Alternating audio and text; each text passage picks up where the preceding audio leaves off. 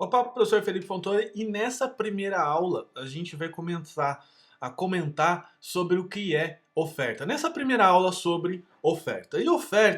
E eu confesso que eu demorei um pouco para poder entender, porque a minha cabeça lógica, técnica, pensando em linguagens de programação, em como entregar o melhor para o cliente, eu não conseguia de forma alguma entender o que era oferta, porque eu não tinha a cabeça de um comerciante, a cabeça de um vendedor. A minha mente era uma mente ilógica. Ou seja, eu escuto o problema da pessoa e logo eu converto aquilo em solução técnica.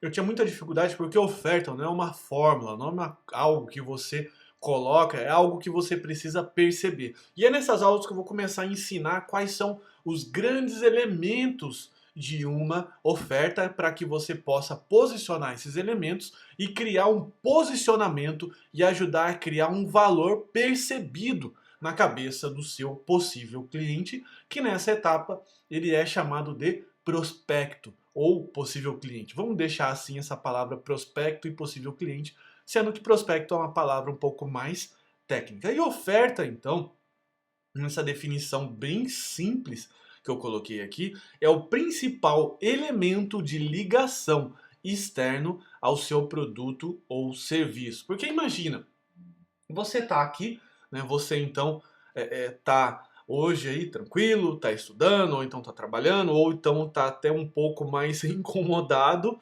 ou bastante incomodado, procurando aí um novo trabalho, uma nova posição. E do outro lado está o seu possível cliente.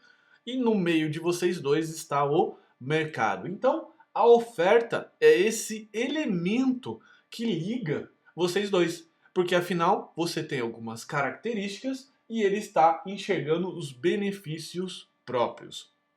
E como eu comentei, essa oferta ela vai ter um casamento melhor, ou então ela vai ter uma melhor probabilidade de conversão se o seu cliente estiver sentindo, por exemplo, uma dor.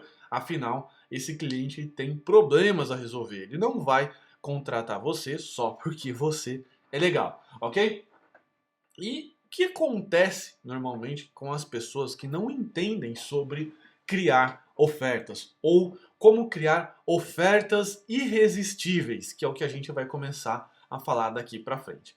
Então, o que acontece na maioria das situações e que é muito provável você esteja fazendo nesse exato momento. Então, tá lá um mercado e qual é a sua oferta? Como que você se posiciona perante a oferta? Você provavelmente se posiciona como um programador da tecnologia X. Eu estou colocando aqui PHP, novamente porque PHP é uma linguagem que eu sempre programei, né? Programei por muitos anos, então eu gosto de dar esse exemplo aqui. Então você vai se posicionar programador PHP ou qualquer outra linguagem, tá certo? O seu cliente vai olhar para o seu concorrente, porque é óbvio que ele não vai estar só olhando para você, ele vai estar olhando para todos os outros programadores e vai olhar programador PHP, e o que vai acontecer com esse cliente? O coitado desse cliente vai comparar tanto e ele vai começar a se tornar um comparador. Agora que você já sabe o que é o comparador. Por quê? Porque ele não tem parâmetros de conhecimento para que ele possa julgar se programador PHP é bom para ele, porque aliás ele não sabe nem o que é PHP. Então o que ele tem em mãos para poder comparar? Basicamente o preço. Então ele vai começar a contratar esses programadores sem base nenhuma de conhecimento, então ele vai começar a comparar e vai começar a tender a contratar o mais barato, afinal ele não quer ter muito risco com ele. Pensa você tá olhando lá aquele programador que cobra 10 mil e o outro cobra 1.000, o que vai fazer? Você, obviamente, você vai começar a ficar tentado a querer a contratar o de 1.000, porque afinal 1.000 é bem menos arriscado do que 10 mil. Então, simplesmente ele vai fazer isso porque ele não entende o seu trabalho. Então, na cabeça dele, você vai estar vendendo strudels. Na cabeça dele, a Maria vai estar vendendo a Pinkos. E na cabeça dele, a Sofia vai estar vendendo qualquer outra coisa. Ok? Então, na cabeça dele, ele vai ficar assim: caramba, mas quem que eu vou contratar? Afinal, eu não tenho base para isso, eu não consigo decidir. Então, o que você vai fazer? Você primeiro vai alinhar a sua oferta com o que ele procura ou qual é o desejo dele, né? Afinal, ele tem um desejo. E o desejo na cabeça dele era simplesmente fazer vendas online, porque o Pedro é um comerciante, ele tem uma loja num calçadão e ele quer colocar a sua loja na internet. Ele veio vindo através do seu funil e ele percebeu, por exemplo, se você vai ser uma pessoa da área de lojas virtuais, que ele precisa abrir uma loja virtual se ele quiser estar na internet, se ele quiser ter uma maior exposição, enfim, você oferece esse serviço de lojas virtuais, então ele quer fazer vendas online, ok? E você tem a solução que é loja virtual. Então, obviamente, ele vai te achar. E com isso, o que vai acontecer? Você vai se posicionar na mente dele como uma pessoa de maior valor, porque você atinge em ponto, na mosca, o objetivo dele, que é fazer vendas online e ter o maior lucro. E claro, quando você colocar os outros elementos dessa oferta, como por exemplo, história, né? Por incrível que pareça, a sua história vai ser um elemento muito importante nessa oferta, ou assim tanto como produto e, vamos dizer assim, autoridade, colocando outros casos de sucesso. Se você não tem caso de sucesso, não tem problema, você pode colocar até casos de sucesso dos outros, como por exemplo, reportagens de um canal, reportagem do Jornal Nacional da Globo. Você vai colocar lá, ou pequenas empresas, grandes negócios. Sempre aparece vídeos, você pode procurar vídeos na internet desse programa falando que vendas online convertem X mil reais no Brasil, X milhões no Brasil. Vendas online já são responsáveis por X milhões de reais, ou seja, você vai começar a se posicionar, porque você pegou inclusive carona na autoridade do Pequenas e Médias do PEGNI, do programa da Globo, ok? Então vamos lá. Então, uma boa oferta é o que liga o ambiente externo ao interno de forma harmoniosa. Ou seja, é bom para os dois lados. Então, de um lado está você como serviço e do outro está a sua persona, e você vai criar então uma oferta irresistível. E essa oferta irresistível vai ligar esse ambiente interno ao ambiente externo, que é o mercado.